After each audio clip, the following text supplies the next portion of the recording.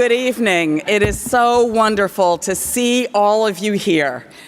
Good evening, students, faculty, staff, alumni, trustees, and distinguished guests from near and far.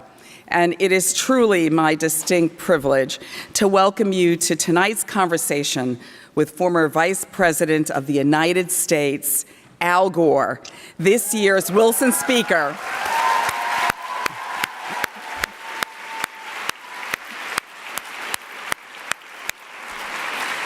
This year's Wilson Speaker and the most respected figure in the global environmental movement.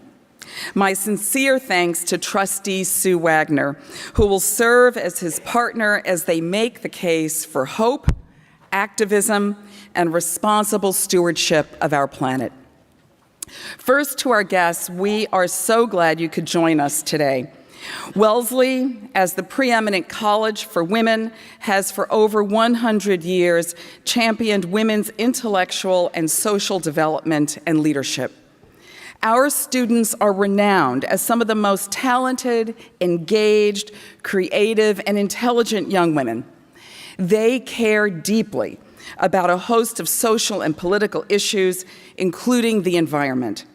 Student groups include ENACT, Environmental Action at Wellesley College, the Eco-Reps, the Botanistas, and SCOOP, the community of students who practice sustainable living, including emotional sustainability. Students also take part in Wellesley's Regeneration Farm, which focuses on promoting sustainable agriculture. Wellesley's outstanding faculty study, publish, and teach about the environment from a wide range of perspectives: the social and political, the moral and philosophical, the scientific and psychological, the literary and the historical. I want to congratulate Beth DeSombri, professor and director of the Environmental Studies program, who just published Why Good People Do Bad Environmental Things. She is just...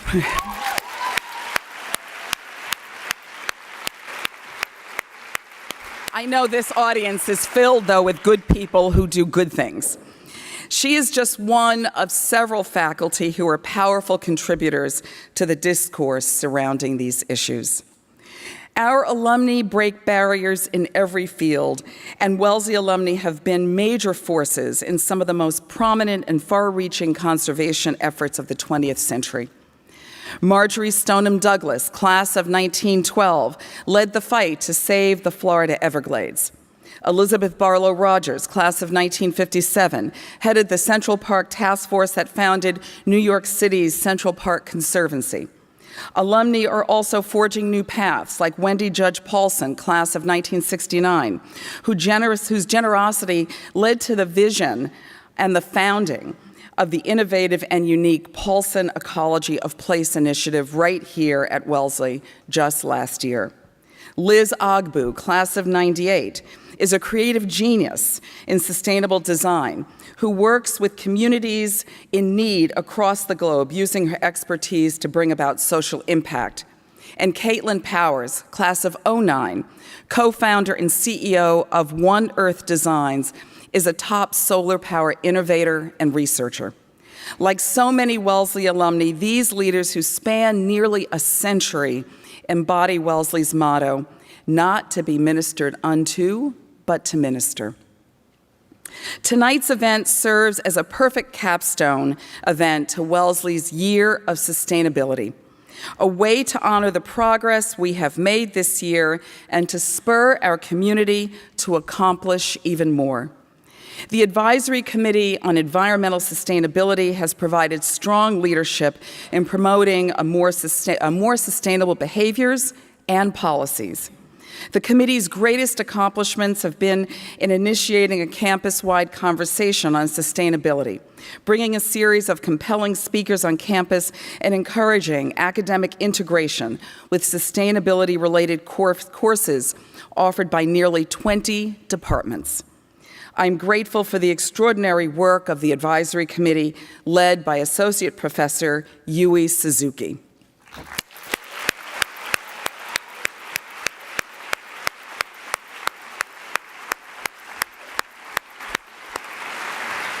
The college has adopted an ambitious sustainability plan for both reducing our carbon footprint by 2036 and for achieving carbon neutrality in the future. We are developing energy conservation measures for our buildings, and our new Science Center will be Gold LEED certified. We have strengthened the Office of Sustainability, and I recently announced to the community, following productive talks with ENACT, and that's Environmental Action at Wellesley, that the college is committing $300,000 per year for 10 years towards sustainability initiatives on campus. We absolutely have, thank you. Thank you. We absolutely have more work to do. We have so much more ahead of us, but I am so proud of all we've accomplished so far during not only this year, but over the past several years, and the teamwork and leadership exhibited by so many of our students, faculty, and staff. I know tonight will help us bring even more energy and excitement to our goals. There are few other contemporary issues that are as monumental in scope and as deeply connected to our future as the issue of climate change.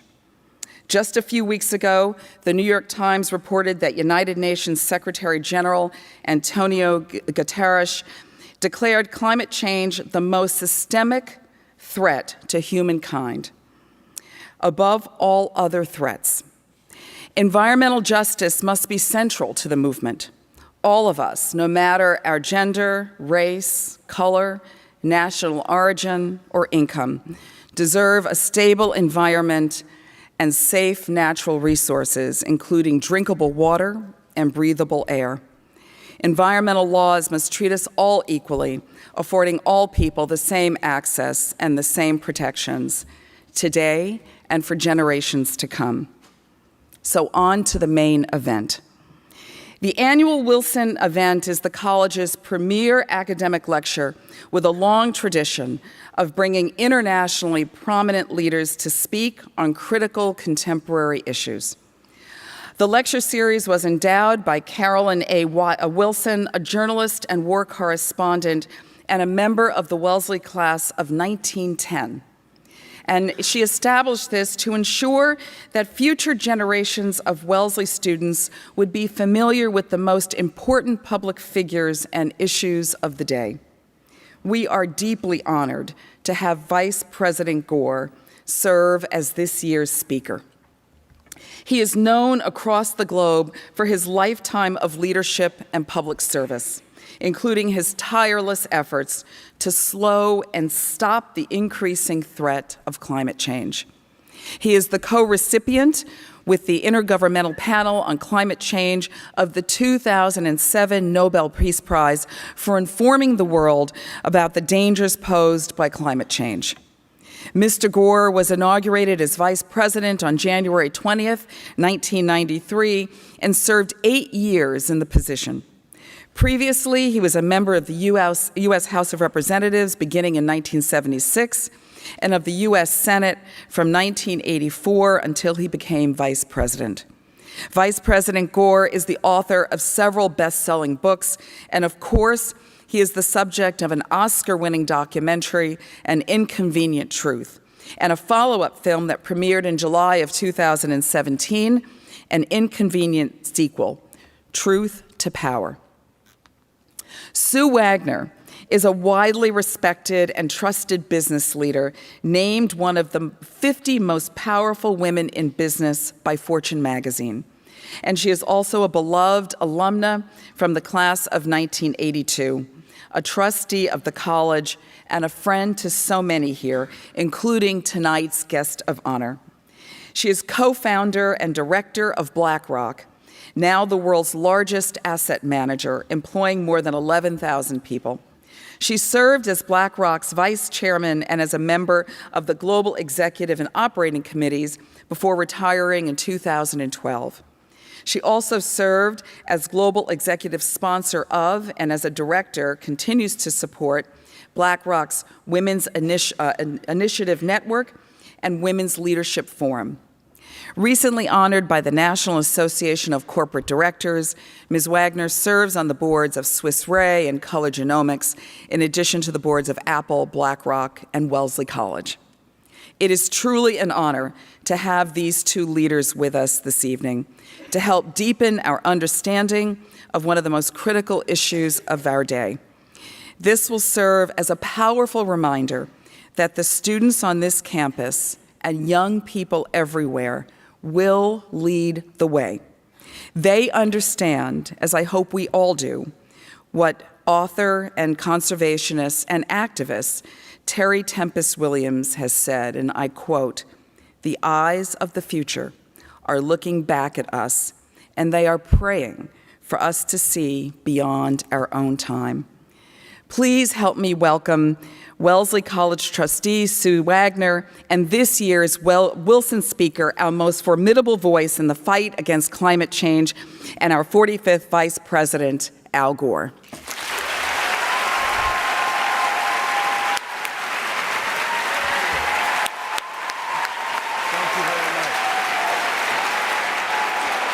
Thank you very much. Thank you. Thank you. Thank you very much.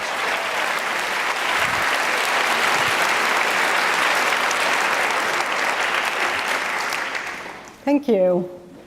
Al, thank you so much for coming. Welcome to my alma mater. Well, thank you very much, Sue, and I want to thank President Paula Johnson for the honor of being invited here. I want to thank you and all of the Board of Trustees for this event, and say thanks to the faculty and students. And let me acknowledge that I believe there are some members of the Climate Reality Project that have gone through the training. There they are. Okay, great. Thank you for being here. So, I mean, look at this crowd. You have drawn a sold-out crowd, so we are obviously so excited to have you here. President Johnson, in her opening remarks, reminded us of the fact that you are well known for so many different things, but I'm not sure she remembered that, like someone else we know, you won a popular election for president and didn't win the Electoral College.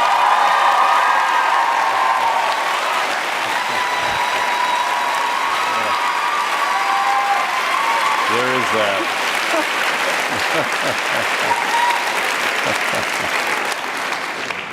You have also been recognized as an early and avid supporter of important innovations like the internet, and I just think you guys probably don't know, that's why they call it an algorithm. But seriously, this passion for the environment seems to have infused your work broadly for a long time. Yeah. From your books and the documentaries that Paula mentioned, to Generation Investment Management, to a Nobel Peace Prize, to the Climate Reality Project. And as you may know, may or may not know, the Annenberg School for Communication published a paper last year exploring how social movements reach their tipping point, that moment when a movement explodes and suddenly everybody is following it. And it occurred to me that you are the tipping point for the major global shift in awareness about climate change. Well, that sets off my hubris alarm, but it's a little over the top. I'm allowed to do that. Thank you. But I would like actually to start there. How did your dedication to the environment and climate change begin? Well, my dedication to the issue of climate really began when I was the age of many of the students here. I was an undergraduate and walked into a course outside my field of concentration that was taught by one of the greatest climate scientists in all history, Roger Revelle, who chartered the first experiments to measure CO2 in the Earth's atmosphere. When I was a young child, I learned from my parents, who were of the generation that were deeply concerned about soil erosion.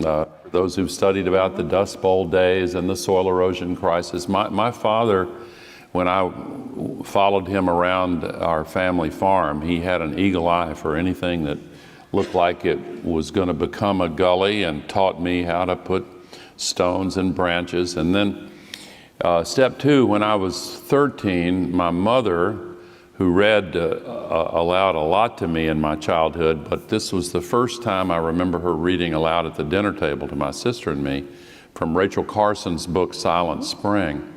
And those two experiences kind of primed me for the epiphany that I had when Roger Revelle outlined what the climate crisis was all about. It was commonly called global warming then. And I kept in touch with him over the years. When I got to the Congress in the fall of 1976 and asked what's going on with global warming, and nothing was going on, I got permission from one of my new committee chairs 2 years later to organize the first congressional hearing on climate change, and had my professor come and be the lead-off witness. And I naively thought that a 20-minute congressional statement would create the same epiphany for my colleagues on the dais that a full college course had.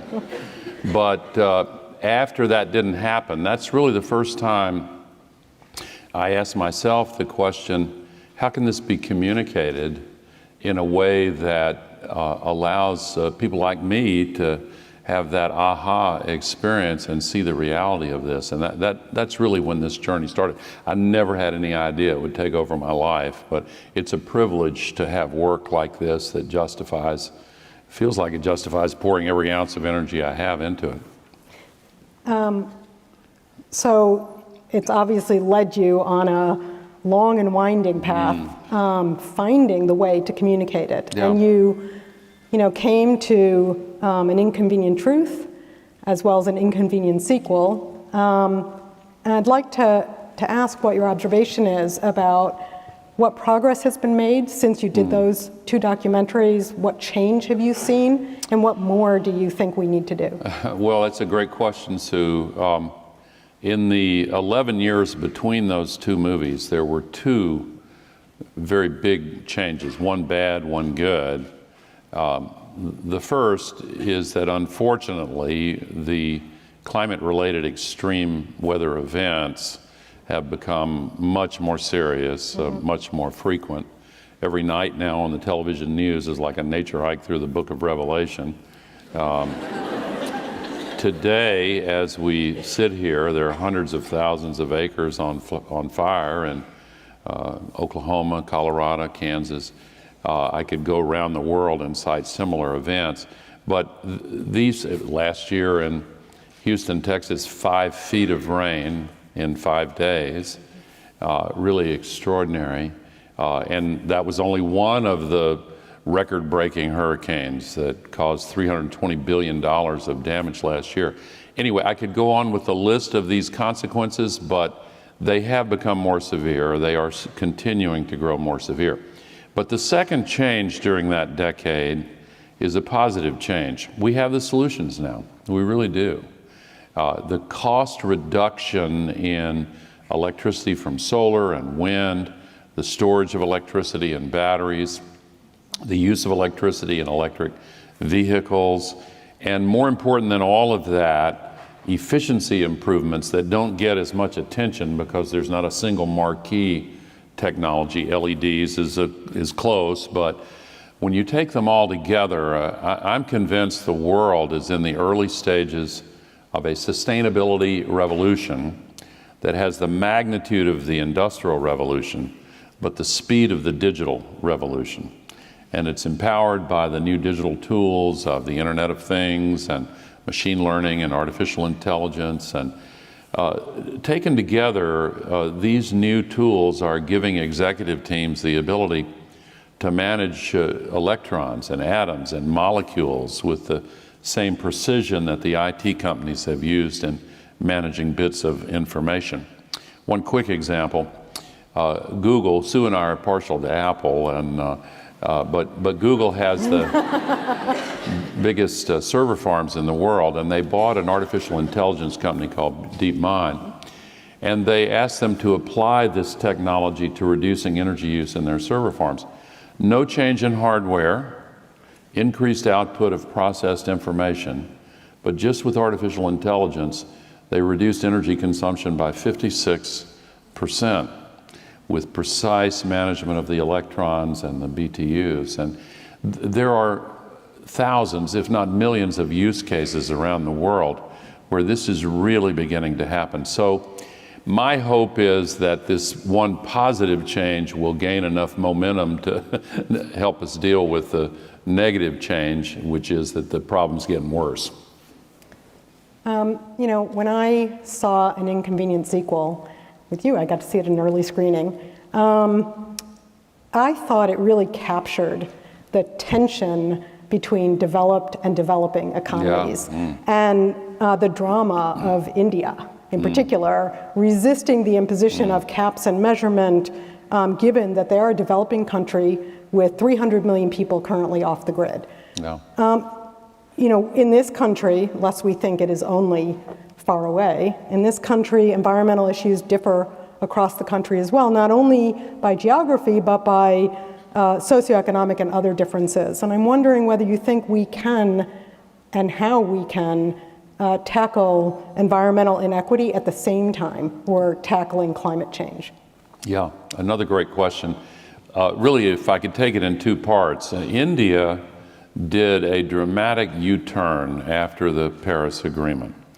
If you look at the new electricity generation additions that they installed the year before Paris, 65% were based on coal. A year after Paris, 65% were based on solar and wind. And they now have under construction and in the planning for construction to begin for 175 gigawatts. If you don't speak gigawatts, that's really a huge, huge amount. And they are accelerating their plans to speed up this shift over to renewable energy. And actually, I want to get to environmental justice and inequities in our own country, but if you look at the split between developed and developing countries, I have sometimes drawn an analogy to what happened with cell phones. When mobile phones became perfected, they had a lot of sales in the rich countries. But in the poor countries that did not have a landline telephone grid, the sales there really skyrocketed, way beyond what happened in the wealthy countries. In other words, they leapfrogged the old technology. Now, you just mentioned India has almost as many people with zero electricity as the entire population of the US, and they're leapfrogging to renewable energy. So in some ways, they have this advantage where they're not bogged down by the legacy technologies of the past. Now, in our own country, it's a little bit different, but I will be in Montgomery, Alabama tomorrow and the next day for the launch of the Environmental Justice Initiative and the opening of this new museum that commemorates lynching. It's a dramatic new exercise, but there is an awakening to the cost savings for low-income families that can come with the shift to solar, particularly rooftop solar. Now, some of the fossil fuel companies and fossil fuel burning utilities have used their legacy political and economic power to try in every way they can to slow down this transition. But now we're beginning to see grassroots pressure, not least from low-income families, to say, wait a minute, we want the lower cost electricity, and we want access to these new technologies. The burdens of environmental insults have, as most of you know, been disproportionately visited upon communities of color, low-income communities, communities that have less political and economic power to defend themselves. I heard a speaker a couple of weeks ago explain how the eastern side of American cities are always the ones more likely to have communities of color, and because they're downwind, and that's where the smoke plumes go. And enough already, because the health consequences are very obvious, and people are standing up and saying, no, no more. That's what this Environmental Justice Initiative is all about. You know, the 2015 Paris Accord was a real moment of hope You talked a little bit about India and the U-turn they've made. And frankly, I really remember, not as well as you, I wasn't there, but reading it in the papers, the sense of joy and of hope when all of those nations came together and signed that accord. It calls, as you know, for the U.S. to cut its emissions between 26 and 28% below 2005 levels by 2025. But the current administration has announced its intention to pull out of the Paris Accord in 2020, which, a point that you've made a number of times, happens the day after the next election. Just keep that in mind. My question for you is, can we get there without a robust federal effort to address climate change? We can get to the commitments we made for the Paris Agreement without leadership from the executive branch, yes, and we will. We're still legally in the agreement, as you noted, and in addition, if there's a new president, excuse me for a moment, then a new president could,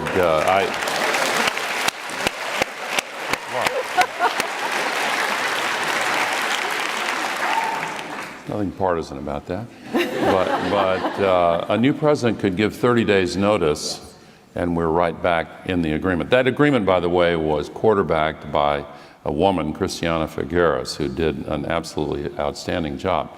But here's the thing, for all the decades I've been involved in this issue, one way of defining the central political problem is that the maximum that has been politically feasible has always fallen well short of the minimum that would satisfy the laws of physics. So in that kind of situation, what do? You could curl up in a fetal position and feel despair, but that doesn't do much good. The other option is to work on strategies for expanding the limits of what is politically possible. And the world's been doing that for quite some time now. And the Paris Agreement was the biggest leap forward we've ever had. It's still not enough. And though we can meet and exceed the commitments we made there, we have to do much more. And the Paris Agreement also has two mandatory provisions. Most of it's voluntary, but information transparency and a requirement that every 5 years, all the countries that signed it have to have a thorough review of whether or not they can increase their commitments. And with the stunning continuing reduction in cost of renewable electricity and these other technologies that I've mentioned, it will be possible for every country to become more ambitious.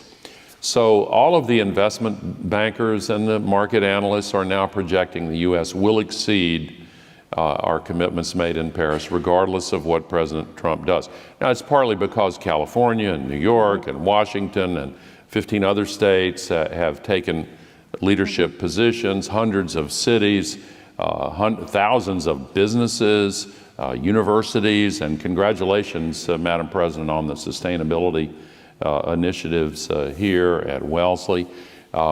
So leadership has been taken by others. Now, eventually, we're going to have changes in policy. The world still subsidizes fossil fuels at a rate 38 times greater than the meager subsidies for renewables. That's crazy, absolutely insane. We have to change that.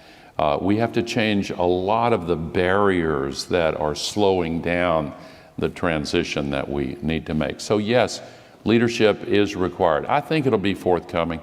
We're actually very close. It doesn't seem that way sometimes, but we're very close to a governing majority in the U.S. Congress on this issue.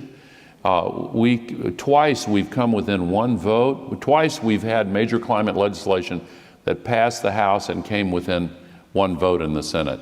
And we could have passed it perhaps in early 2009 if the focus hadn't been totally on health care.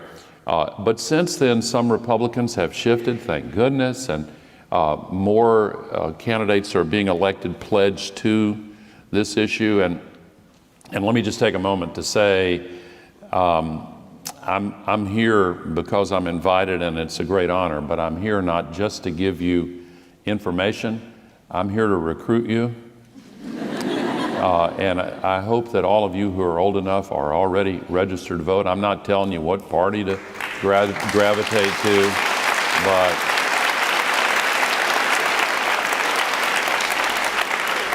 every great morally based revolution that has advanced the cause of humankind has been led in significant measure by young people and students, college students and high school students. I didn't know until I heard you, President Johnson, tell me that Marjorie Stoneman Douglas was a graduate of Wellesley. And of course, her name has been much in the news, and the students of that high school have been so inspiring. That's your generation. I'm speaking to the students now, of course. And I mean, you can make all of the difference, and I'm pretty excited about the years ahead. So I'm going to stay right on that topic and ask you to give a little bit more guidance to all of us in the room, and especially the students. You know, what can we do to make people feel the urgency of climate change and combat the increasing voices of climate change deniers? And how do we sustain the momentum once people are recruited to your cause, to our cause? We are making progress. The poll numbers are inching up.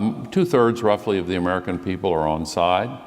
There is a hardcore of this denier group. That's about 15%. But we're the only country in the world that has these persistent levels of climate denial. In my home state of Tennessee, there's an old saying among the farmers that if you see a turtle on top of a fence post, you can be pretty sure it didn't get there by itself. And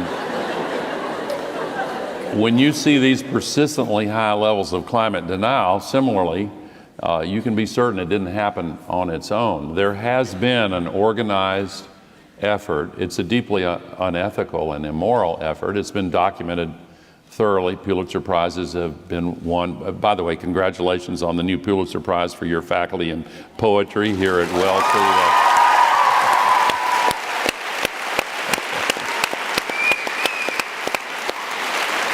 Wow.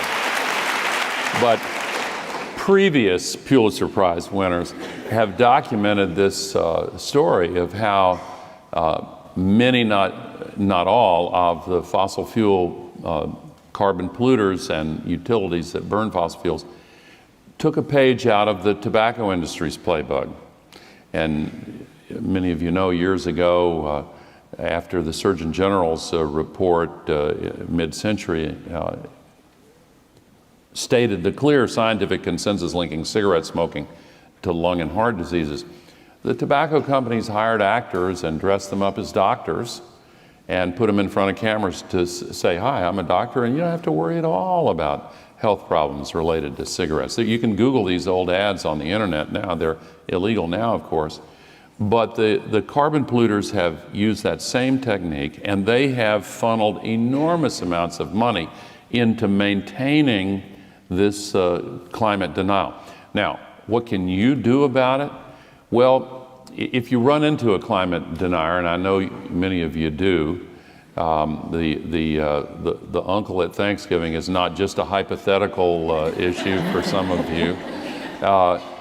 You know, listen carefully and politely and respectfully and try to identify where he's going wrong. If it becomes obvious that it's covered with a hard shell and you're not going to be able to break through, then go to the next person at the table. But learn as much as you can about it. Be fearless, be kind, but be persistent. Make the changes in your own lives, and that will give you more staying power. But this is the challenge of our time, and we need you to be deeply involved. And we need you to vote. It's important to change the light bulbs and the windows. It's way more important to change the laws and the policies, and that's what we need, and elections are the way to do that.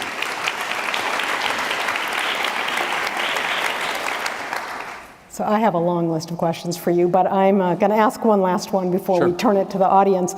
When you think about the future, what aspect of climate change worries you the most?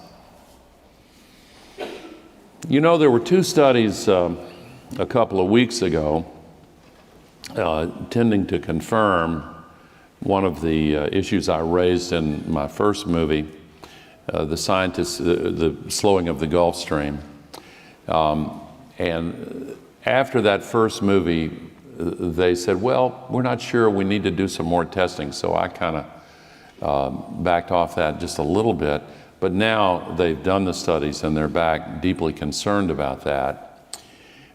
This will take just a moment, but a scientist a long time ago told me that if you look at the climate system as a whole, you take the entire globe, the equator, the climate system is an engine for transferring heat from the tropics to the poles through ocean currents and wind currents and complex systems like El Nino and many others not as well known.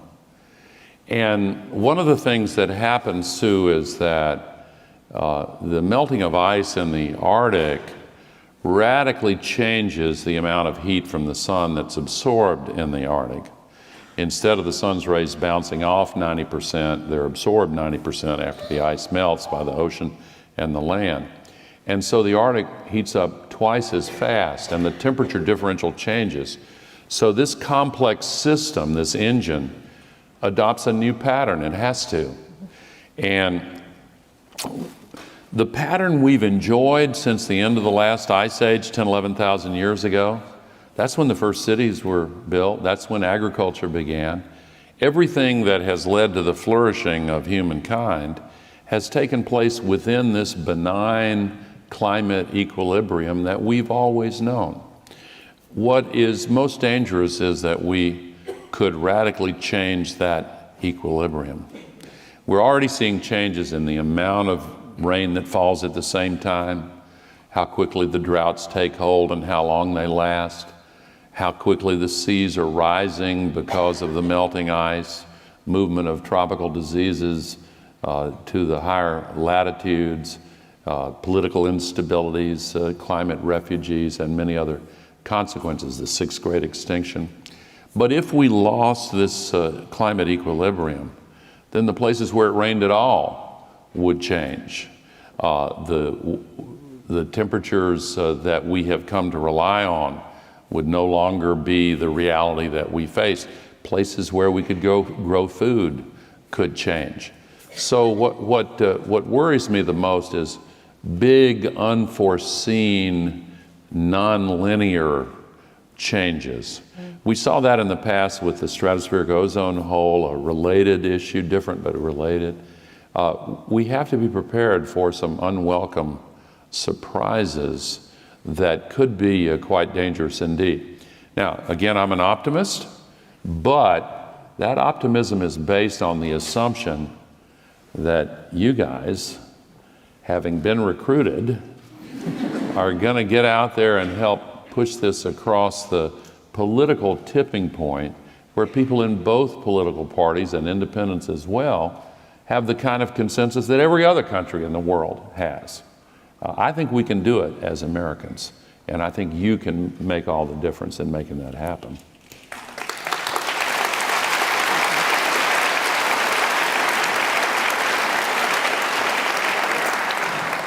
As I turn to the audience, I want to note that in one of your books, you talk about the 6 drivers of global change, and one of those drivers focuses on the education of girls, and we couldn't agree more. I want to start, before I turn to the audience, to thank the leaders of ENACT, especially event chair Jessica Ostfeld, Wellesley class of 2020, who spearheaded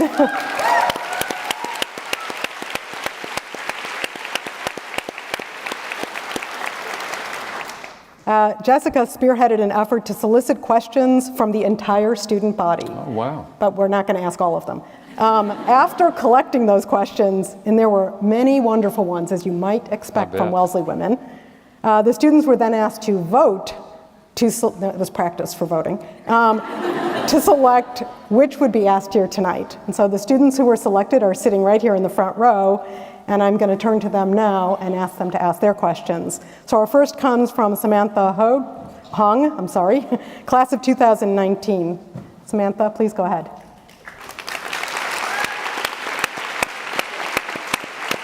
Hello, my name is Samantha.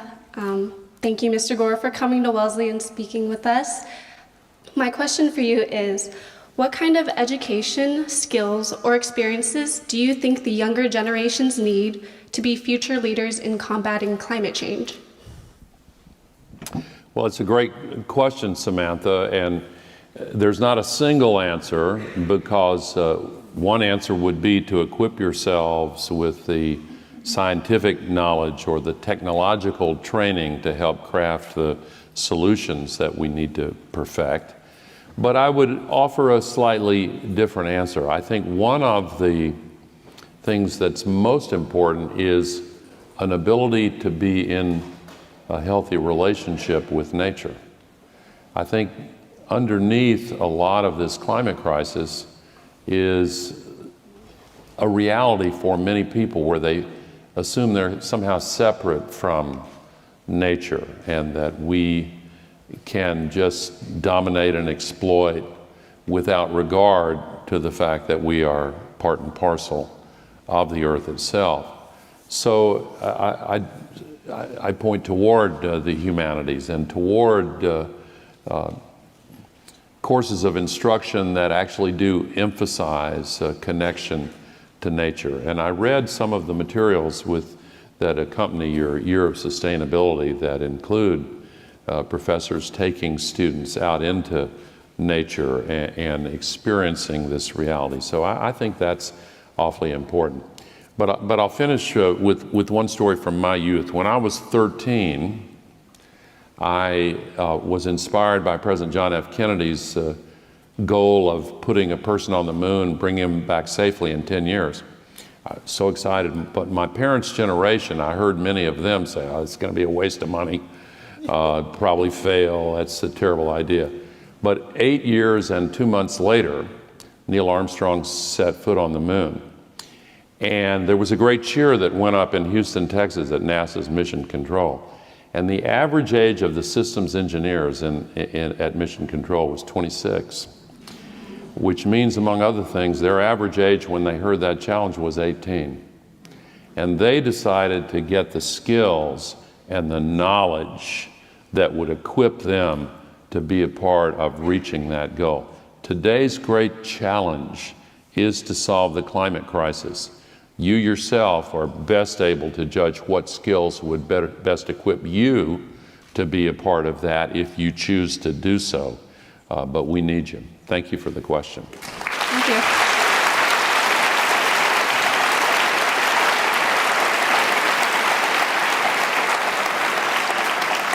Our next question comes from Paige Anderson, Wellesley class of 2020.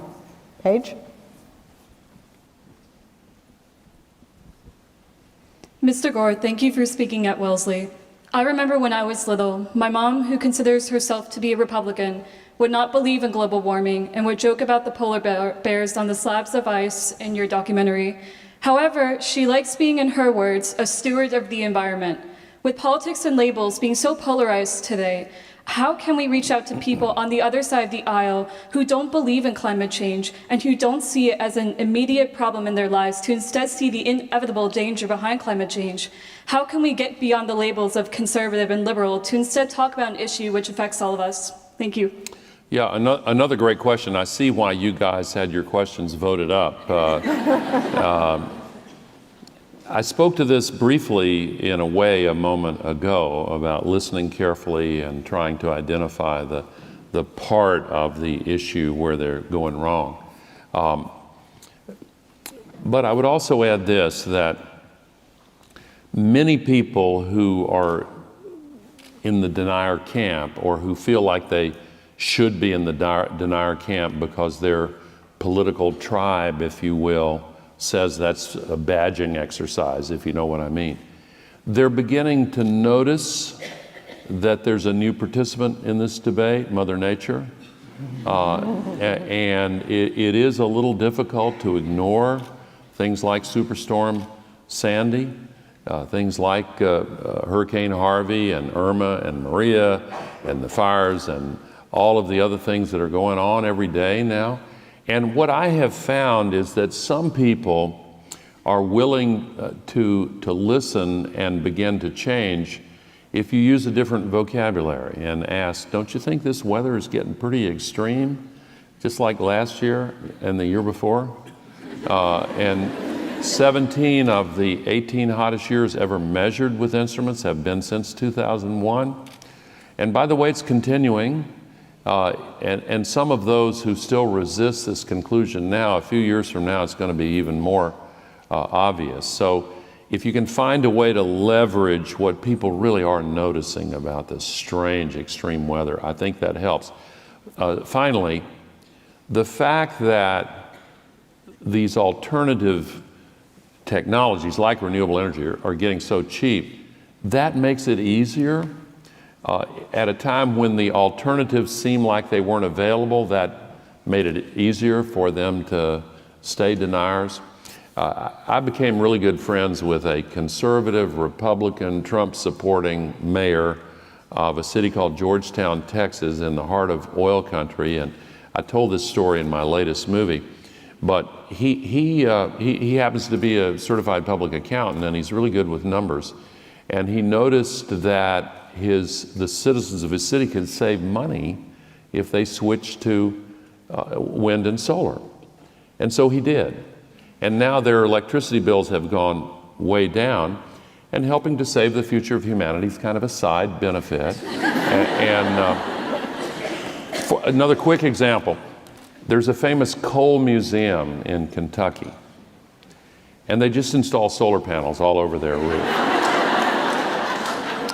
So even those who don't want to give up the denier language have other ways to find this issue accessible and to become part of the solution instead of part of the problem. Okay, next up is Gabby Varela, again, Wellesley class of 2020. Gabby, do you want to get up and ask your question? Hi, so thank you again for coming. This is something y'all already touched upon a little bit, but my question is, how can conversations around sustainability and environmental concern happen through an intersectional lens? And the reason I ask this is because the consequences of climate change impact poor communities of color the most, and like not all policies and solutions are like necessarily take that in consideration. So like an example I'm thinking about is like when you say, oh, just buy and like eat organically, and that's not accessible to low income communities or people living in food deserts. And it's not just accessibility to food, but also like the knowledge. Right. So that's kind of, because like I know you did say like that the grassroots organizers are kind of in the front lines of this, but like how do you get that translated into policies that will be implemented? Yeah, and you could say the same thing about the cost of solar panels coming down, but it's still less accessible to low-income families, hybrid cars and electric cars. So it's a great question. You know, Dr. Martin Luther King Jr., in the last years of his life, started the Poor People's Campaign and decried what he called the three evils, racism, poverty, and militarism. There is a new Poor People's Campaign led by Reverend William Barber from North Carolina, he's an amazing preacher, and Reverend Liz Theo Harris, they're the two co-chairs.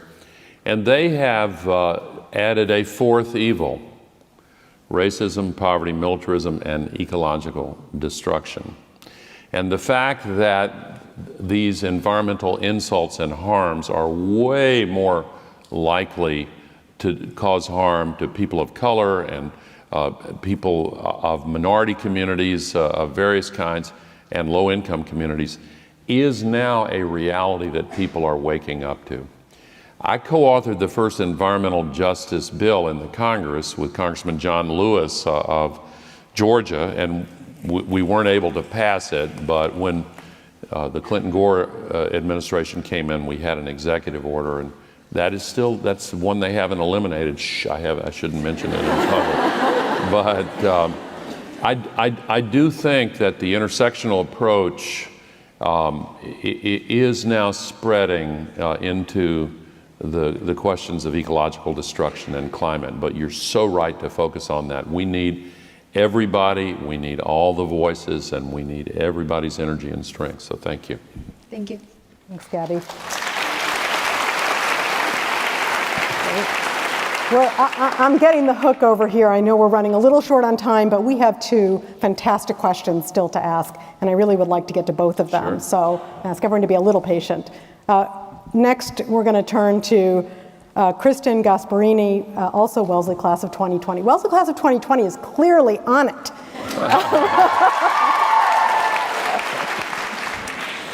Thank you. So I'd like to connect this last question, second to last question, to the four evils that you just mentioned, and which all seem to stem from something called capitalism.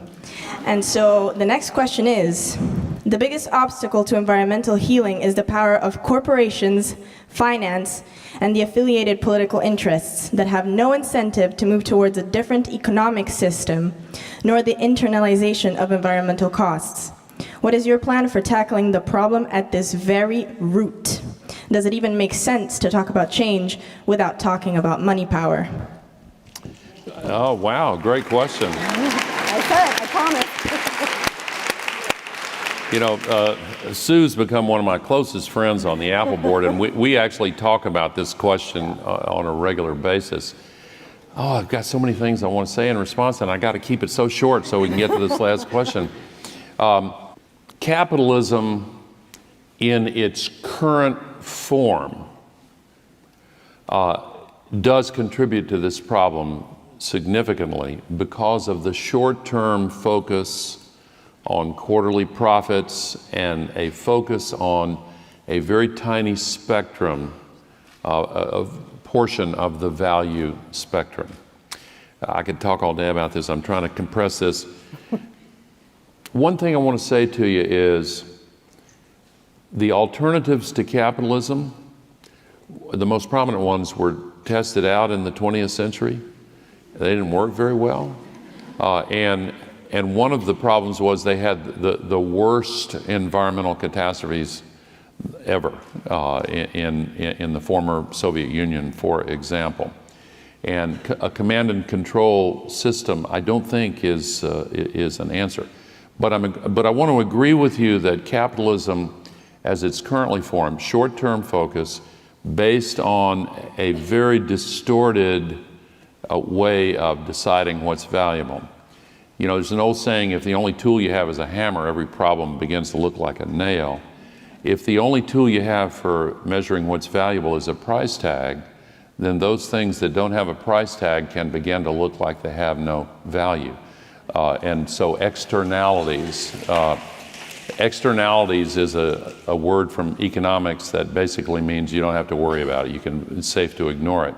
What is an externality? Pollution, clean air, clean water, clean soil with healthy food.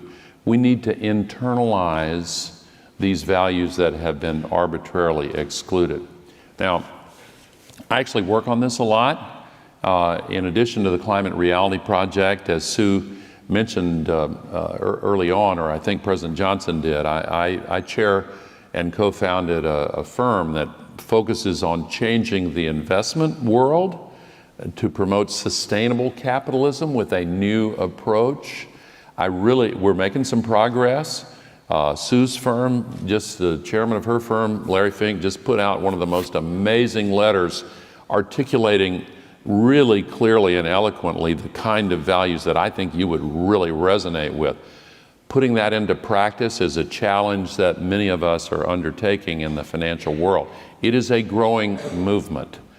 Sustainable capitalism has to be a part of the solution. By the way, we also need sustainable democracy. Capitalism and democracy are the two most important tools for bringing good changes. Our democracy was hacked before Vladimir Putin hacked it by big money and lobbyists. We have to reform capitalism and we have to restore American democracy.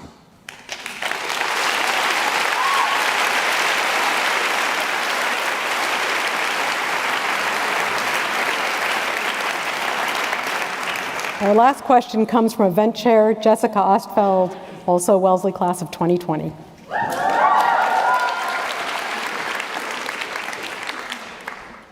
So first, I would like to address my peers. I added a little bit of background since I initially wrote it, so it may seem a little bit different. So just wanted to give you a heads up. First of all, thank you so much for this opportunity. And now here's my question. In 2016, the Wellesley College Board of Trustees approved a campus-wide sustainability plan. The primary goals of the plan include a reduction in, and I quote, greenhouse gas emissions from on-campus activities by 37% by 2026 and by 44% by 2036 from a 2010 baseline, and to undertake long-term planning to achieve carbon neutrality. In the pursuit of these environmental sustainability goals, Wellesley must also consider economic sustainability. For instance, many of us know that our aged power plant is in need of replacement. Replacement plans are being prepared, incorporating varying levels of traditional and renewable energy sources. Renew Wellesley, a group of students, if under an act, including myself, I'm repping the PIN, is pushing for the most sustainable plan possible and for Wellesley to move to 100% renewable energy by 2040. However, this may not be the most economically feasible option at this time. What could the leadership at a small liberal arts college like Wellesley do to accomplish and expand its sustainability goals and help mitigate the effects of climate change while keeping in mind the economic realities?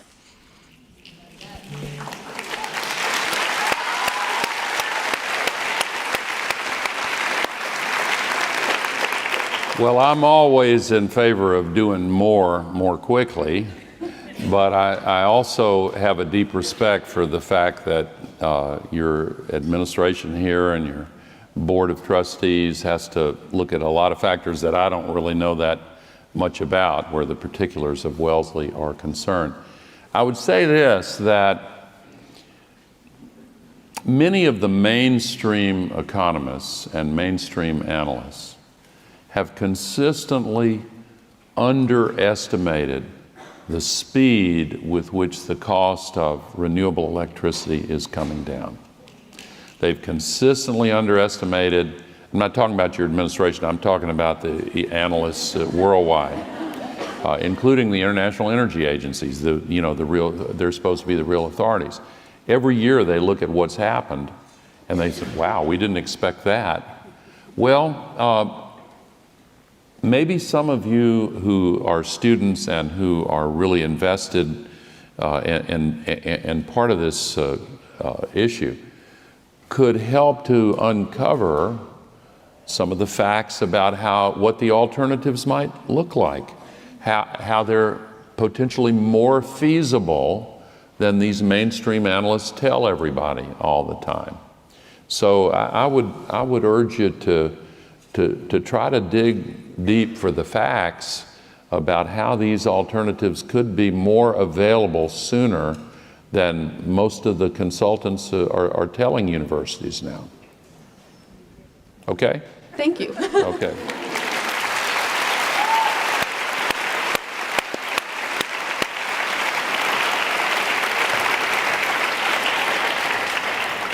So that is just a small sampling of the Pretty incredible impressive. questions Wow. that were submitted by our students, and I want to thank our 5 students for those great questions. Unfortunately, our short time together is just about up. I would like to close by going back to my observation at the very beginning about you being the tipping point. In some ways, people seem more energized than ever about addressing environmental issues and sustainability. And one example I wanted to highlight is America's Promise and the We're Still In It letter. I don't know if you all know about that, I'm sure you do. Wellesley College and more than 2,700 cities, states, and organizations across all 50 states, representing nearly 160 million people and 6.2 trillion in GDP, which makes this group of people equal to the 3rd largest country behind only China and the US as a whole, signed a letter agreeing to deliver on the US goals in the Paris Agreement, whether the federal government signs on or not. The collective commitment and energy that that represents is incredible, and in my view, is a direct byproduct of your passion and a legacy for which we are all grateful. Please join me in thanking Vice President Gore for his tireless efforts. Thank you very much.